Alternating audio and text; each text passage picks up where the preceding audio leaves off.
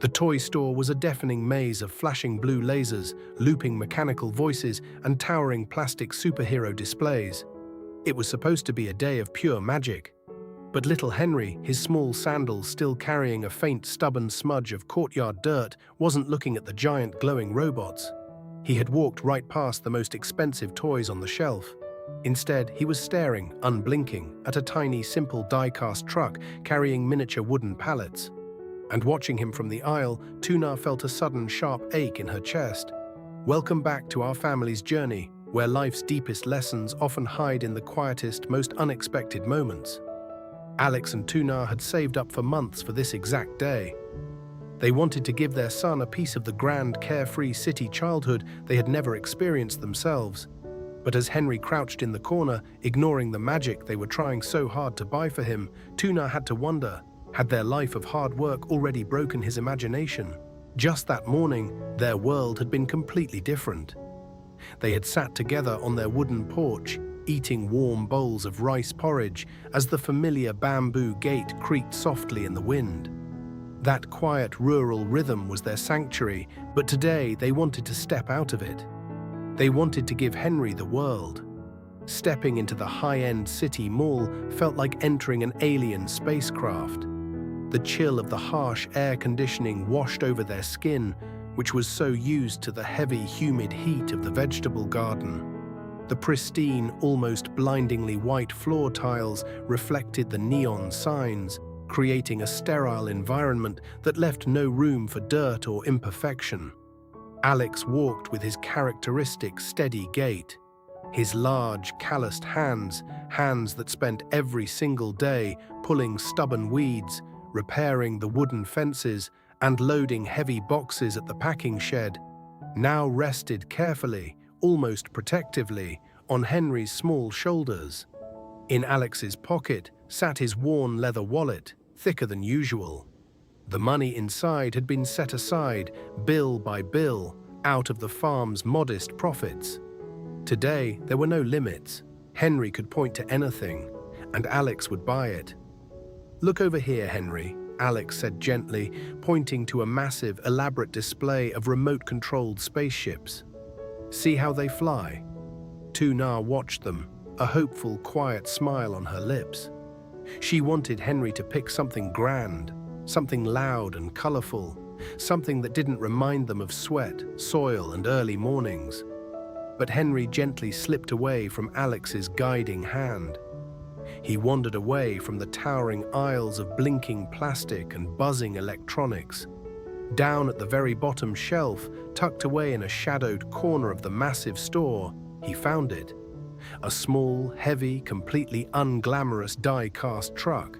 It had no batteries, it made no sounds. It was painted a faded industrial yellow, and it carried tiny, perfectly stacked wooden pallets. It was a near-perfect miniature replica of the dusty, overworked truck Alex drove back home every single day. The sight of Henry clutching that little metal truck hit Tuna with a sudden, overwhelming wave of maternal guilt. To anyone else, it was just a cheap toy. But to her, it was a harsh mirror reflecting their daily struggle. All around them, the store was alive with the manic, privileged energy of a city childhood. Just a few feet away, a boy in spotless white sneakers was laughing loudly as he expertly piloted a glowing drone through the air, the machine buzzing like an angry hornet. Other children were swinging loud, electronic laser swords, while their parents casually tossed expensive boxed gadgets into their shopping baskets without checking the price tags. Tuna looked down at her own clothes. They were clean, carefully ironed the night before for this special trip, but the fabric was undeniably worn, washed 100 times in the courtyard basins back home. She looked at Alex, noticing the deep lines of exhaustion at the corners of his eyes that even a rare day off couldn't completely erase. And then she looked back at her son, kneeling on the sterile glass floor, captivated by miniature wooden pallets. The pressure in her chest grew incredibly tight. Has our hard life limited his imagination? The unspoken question echoed loudly in her mind, drowning out the noise of the store. Does our son only know about dirt, exhaust, and heavy lifting? When other children dreamt of flying to the stars or saving the world with superpowers, did her boy only dream of working in a dusty packing shed? Parents who build a life from the soil up often carry this invisible weight. It is the silent, terrifying fear that their grit, their sweat, and their daily sacrifices are somehow holding their children back, trapping them in a world of pure, exhausting utility. Determined to fix it, Tu Na quickly walked over to a premium display stand. She picked up a large, heavy robot. It was everything a modern toy was supposed to be. Its chest flashed in erratic, blinding red and blue sequences. A loud, synthesized voice boomed from its speaker, promising endless intergalactic adventures. She carried it over to Henry. The frantic, flashing lights of the toy reflected in Tu Na's tired, anxious eyes. She knelt softly beside him, her hands, roughened by years of washing dishes in cold water and tending the harsh soil, gently touching his small arm. "Henry," she said softly, her voice straining slightly to sound cheerful and light over the mechanical noise of the store. "Look at this one. It walks by itself. It has lasers.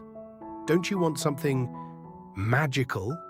She nudged the loud, flashing robot directly into his line of sight, holding her breath, silently praying he would let go of the farm truck, and with it, the heavy reality of the life they had given him.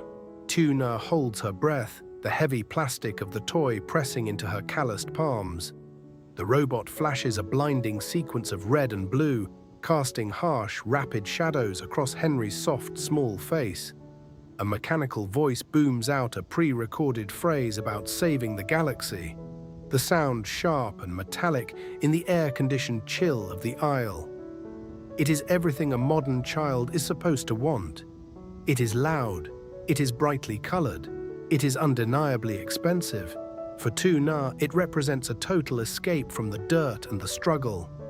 For a long, agonizing second, the little boy simply stares at the glowing machine. He blinks slowly, his dark, observant eyes reflecting the unnatural neon light.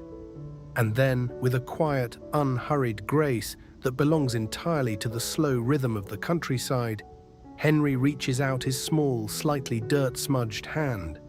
He does not grab the robot with the frantic energy of the city kids around them. He presses his flat palm against its smooth, cold plastic chest. Gently, but with absolute finality, he pushes it away. He doesn't say a single word. He doesn't throw a tantrum or complain. He simply slides the flashing toy back toward his mother's knees, his intense focus immediately returning to the plain, faded yellow metal resting in his other hand. Carefully, using both hands, Henry places the small, heavy die-cast farm truck onto the pristine, polished glass of the display counter. The contrast is sharp, almost startling. The tiny, unadorned rubber wheels grip the slick, expensive surface of the glass. He begins to roll it back and forth, completely ignoring the chaotic symphony of laser swords and flying drones echoing loudly through the massive aisles around them. Then he does something that makes the breath catch sharply in Tu Na's throat.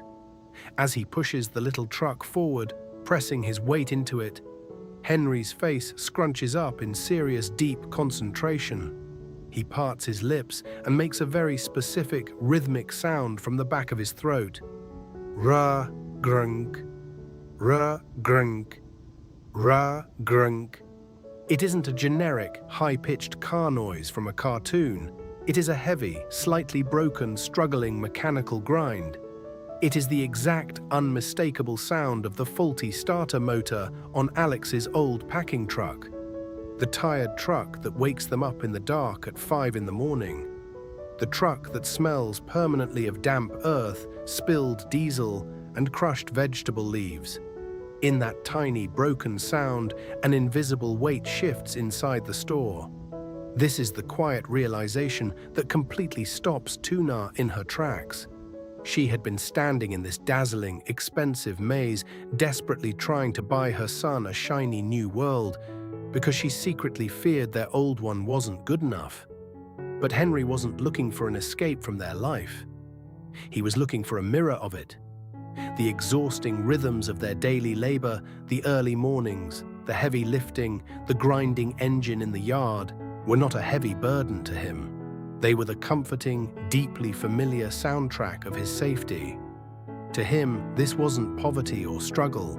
It was just home. The flashing robot in Tu Na's hands suddenly feels incredibly heavy, a meaningless block of plastic and wires. The pre-recorded space battle sound loops again, buzzing aggressively against her knuckles. But to her ears, it now sounds completely hollow. It is entirely artificial. She looks up slowly from the glass display counter, her worried eyes searching the bright aisle until they meet her husband's steady gaze. This is the silent, invisible crossroad that so many hard-working parents eventually face. The deepest confrontation isn't an argument with their child, and it certainly isn't loud. It is a quiet internal battle against their own deeply rooted, projected insecurities. Do they force the shiny, expensive toy into his small hands just to satisfy their own lingering guilt? Do they make him accept this sterile city magic so they can finally feel like they provided something grand and worthy? Alex stands quietly by the edge of the aisle, watching the delicate exchange between mother and son. His face, usually set in the stoic, tired lines of a man who carries the daily physical weight of his family's survival, softens completely. He steps forward, moving through the blinding, chaotic neon light like a deeply rooted tree in a storm. He doesn't say a single word about the thick stack of bills resting in his leather wallet. He doesn't try to kneel down and casually persuade Henry to look up at the massive drone displays just one more time. Instead, Alex reaches out and rests his large, heavy, calloused hand gently on Tu Na's trembling shoulder. The familiar warmth and grounding weight of his touch pull her instantly out of the sterile, anxious chill of the massive store. It is a silent, profound agreement passing invisibly between husband and wife. Let him be. Let him love the dirt, the hard work, the very real life they have painstakingly built together with their own hands. They do not need to rewrite his childhood to make up for the exhaustion of their own. Slowly, the rigid tension drains completely out of Tu Na's tired shoulders. The icy grip of her maternal guilt loosens its hold. With a small, trembling exhale, her thumb slides over the plastic switch and she turns off the noisy robot. The erratic, flashing red and blue lights die out instantly. The booming mechanical voice falls completely silent. She carefully lifts the expensive plastic toy and places it firmly back onto its designated shelf, officially turning her back on the artificial standard of happiness they thought they needed to buy. She kneels back down onto the pristine floor beside Henry. The faint, earthy smell of the courtyard soil still clings to the fabric of his clothes, a scent so completely out of place in this pristine, polished mall, yet so perfectly right.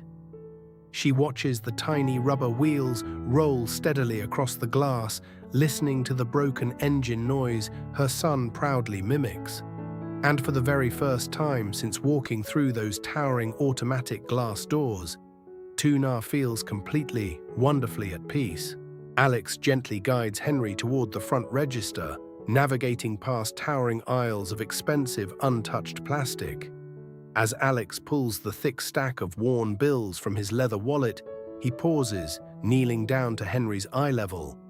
The boy is clutching the faded yellow die-cast truck tightly against his chest, his small fingers wrapped protectively around the tiny wooden pallets, completely indifferent to the glowing screens behind the cashier. "Are you absolutely sure this is the one you want, little man?" Alex asks, his deep voice thick with quiet emotion, offering one last chance for the shiny city dream. Henry nods firmly, his dark eyes shining with pure, innocent admiration. He looks directly at his father's exhausted, weathered face. "Now I can drive just like Papa," he says simply, his voice cutting through the store's mechanical noise. "And I can help you carry the heavy vegetable boxes when you get tired." Standing just behind them, Tuna turns her head away, quickly brushing a sudden hot tear from her cheek. In an instant, the overwhelming rush of maternal pride washes away the very last remnants of her aching guilt. She finally understands that the long days Henry spent growing up amid the smell of damp soil, the sharp rip of packing tape, and the creak of their wooden gate were never a deprivation. They were a beautiful, living legacy. When a young child watches their parents work with honest dignity, they do not see a life of struggle or poverty. They see real-life heroes in action. To a farm boy who knows the value of sweat, his hard-working dad is infinitely cooler than any glowing, flying superhero on a TV screen. They walk out of the massive, dazzling mall together, leaving the artificial chill and the blinding neon lights behind them. Out in the warm, golden glow of the fading afternoon sun, among all the privileged city children swinging loud laser swords and flying drones, Henry walks proudly. He carries his unboxed, simple farm truck securely in one hand, while his other hand holds tightly to his father's rough, calloused fingers. Later that evening, the deep, familiar warmth returns completely to their simple wooden house. The old bamboo gate is closed firmly, locking the busy, loud world far away. A small fire crackles in the kitchen hearth, filling the courtyard with the comforting scent of wood smoke. Henry sits quietly on the wooden porch, happily rolling his little yellow truck over the uneven planks. The heavy rug-grun-k sound of his imaginary engine echoes softly, blending perfectly into the quiet, rural night. Tuna and Alex sit close nearby, sharing a simple cup of hot tea, watching their son play in absolute contentment. The profound transformation in their hearts is complete. They had driven into the city desperately trying to buy an expensive escape from their reality. But they returned home realizing that their reality was already a quiet, perfect masterpiece. The deepest truth is that the greatest inheritance a working family can pass down isn't bought in a store. It is built, step by step, in the dirt. As the evening crickets begin their gentle song, Tuna leans against Alex's strong shoulder, wondering what other simple, hidden blessings their hard life has secretly given them. Because true magic doesn't flash or beep. It sounds exactly like the people you love. Have you ever worried that your hard work was limiting your child's happiness? Share your own family story with us in the comments below. If this quiet moment touched your heart, please give this video a gentle like to help our family grow. Subscribe to our channel to join Alex, Tuna, and Henry for more everyday lessons from our simple rural life.